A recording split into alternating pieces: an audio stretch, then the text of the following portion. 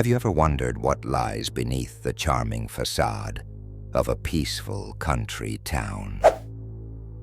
Behind the rolling landscapes and welcoming streets, could there be something far darker, a hidden force that thrives on corruption and secrecy? Welcome to Tamworth, New South Wales, Australia. The quaint simplicity of this regional town masks a truth so shocking, it sends ripples that can be felt nationwide. Today, we peel back the layers of deceit, turning the spotlight onto the oversight failures that have allowed a ruthless criminal underbelly to grow. And shockingly, some of the very individuals entrusted with safeguarding our prosperity, our public assets, and our collective future have actively betrayed that trust. This is not an ordinary story. It is one that takes you to the very corridors of power in Tamworth Regional Council and beyond. Meet Mayor Colin Murray, once a man of supposed public service, now the pivotal character in a catalog of corruption and criminal activities spanning years. In August 2017, Murray traveled to China. On the surface, it appeared to be a business trip, but sources, documents, and whistleblower testimony paint a much darker picture. That trip involved criminal activities, including intentional interference, anti-competitive trade practices, and circumvention of rules to harm legitimate business acquisitions by related parties. Let's get this straight.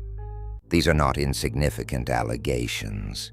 These are breaches of contracts, abuse of public trust, and collusion for personal wealth, things that undermine our very concept of a fair and just society. But Colin Murray didn't act alone.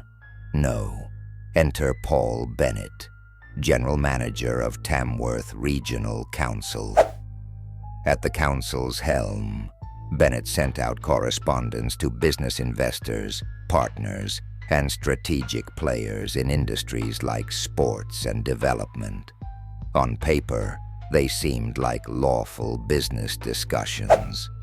But the reality, underhanded cancellation of contracts that were legally awarded through public expressions of interest. Deals worth millions, deals meant to boost the region's prosperity, vanished overnight. Why? So the council could essentially give those assets away for free. Does that sound like good governance to you? Now, let us not forget the involvement of Tamworth's so-called elite. The picture is far bigger than one mayor and his general manager. Colin Murray, today perched in a well-paying role as chairman of Infrastructure Australia, wouldn't have reached there without leveraging his connections with Barnaby Joyce and Kevin Anderson. These politicians have allegedly not only turned a blind eye, but are implicated in crimes amounting to $210 million in fraud, wasteful expenditures, misuse of water licenses, misinformation campaigns, and the laundering of crime proceeds, all orchestrated under a guise of authority. Yet, we're only just scratching the surface. Picture this. Criminal activities don't just stop at Tamworth's council. High-value surface water capacities have been stolen, renewable energy projects derailed, and developmental opportunities decimated. At one point, the development of the critical Dungowan Dam, capable of producing 500 megawatts of cheap, renewable electricity, became a web of lies. Instead of moving forward as a means to benefit wider society, it became a tool of corruption, benefiting only an elite few. What nation builds its future by planting seeds of toxic compromise? A royal commission revealed financial scandals so decrepit that even infrastructure projects said to exist simply didn't. Billions evaporated. Public coffers were treated like limitless ATM machines. Once again, this raises questions many Australians are afraid to ask. Where is our justice system? Who holds these institutions accountable? Australia stands as a democratic nation. Yet when we look into the mechanics of governance, treasury reporting, public safety, equality, and free trade, what do we find? A systemic betrayal of every principle we hold dear. This isn't incompetence. This is corruption by design. Consider the plight of a respected global business leader who aimed to transform Tamworth's fortune, bringing employment and prosperity to the town. With tireless dedication, he poured personal and financial resources into projects designed to create 27,000 jobs and bolster the economy by an estimated $10 billion. He worked under the understanding that by helping Tamworth, he was building a legacy of hope. But instead of gratitude, he received aggression.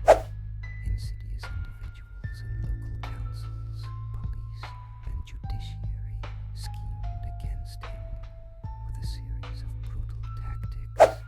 They defamed him, cancelled his rights, and forcibly eroded the protections afforded by law.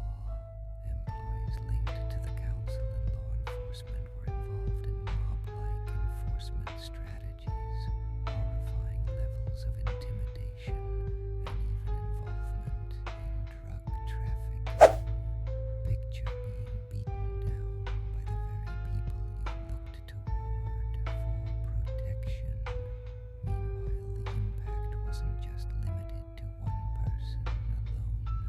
Hundreds of businesses associated with this leader were driven away from Australia altogether. Lost infrastructure developments, national projects abandoned, and livelihoods shattered. The costs aren't merely financial, they're human. Communities thrust into unemployment, burdened with increased crime, and trapped in cycles of drug dependency. This is the reality of unchecked corruption. If this all feels overwhelming, wait until you hear this. Crimes range from misuse of public property and grand larceny to fraudulent electoral activities. Votes, your votes, are hijacked, repurposed to perpetuate a leadership that serves a cartel, not its citizens. Public officials have engaged in activities so harmful that they even involve international violations, connecting with criminal enterprises in the US, China, and Saudi Arabia. Millions laundered through shell accounts both onshore and offshore. Here's the truly chilling part. These crimes aren't invisible. They are irrefutable and well documented. But could we put some faith in our justice system? Sadly, the answer is a resounding no. Australian law enforcement, complicit in many of these crimes, has devolved from protector to predator. The police, prosecutors, judiciary, key figures at all levels have, in some cases, traded their solemn oaths for personal enrichment and unchecked power. They are no strangers to coercion, staging scare tactics, and creating staged crimes in communities they're meant to safeguard.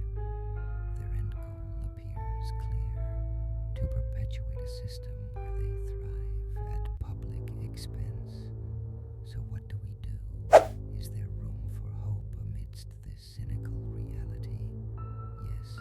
But change won't come without independent scrutiny.